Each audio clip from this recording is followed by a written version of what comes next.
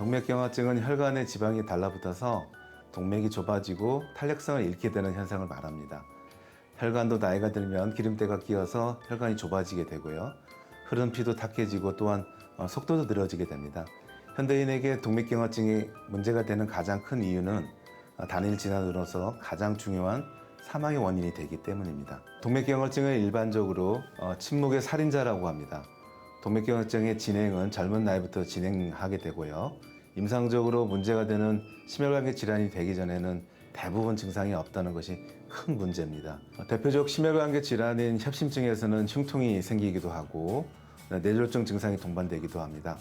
말초 혈관 질환이 있을 때는 걸을 때 동반되는 다리 통증 또는 실신 등의 증상이 나타날 수도 있습니다. 최근 경동맥 초음파나 심혈관 CT 검사 등 동맥경화증에 대한 직접적인 검사를 하고 병원을 찾아오는 분들이 많이 있습니다. 혈관이 많이 좁아지지 않는 경우에 한해서는 치료가 크게 달라지지 않습니다. 즉 가지고 있는 이오민자를 잘 관리해서 병의 진행을 막는 것이 중요하고요. 정상 성인에 비해 좀 더 적극적으로 이오민자 관리가 필요해서 관리한 약제는 반드시 사용해야 됩니다. 협심증이나 심근경색처럼 동맥경화가 많이 진행된 경우에는 이를 스텐트 시술이나 수술 등을 통해서 치료하기도 합니다. 1차 예방 목적으로 사용하는 아스피린은 예방 효과는 상대적으로 높지 않은 반면에 위장출혈이나 뇌출혈 같은 부작용의 위험이 높아 최근에 대규모 연구에서 충분한 효과를 보여주지 못했습니다.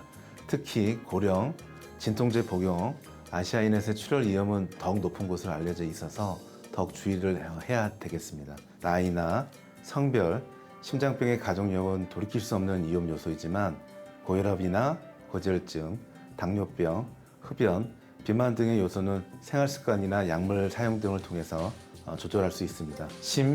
심장을 튼튼하게 하려면 혈압, 혈당 및 혈중 콜레스테롤에 대한 관심이 필요합니다. 건강검진과 적당한 강도의 꾸준한 운동도 잊지 마세요. 이렇게 하시면 여러분의 심혈관 건강이 보이실 겁니다.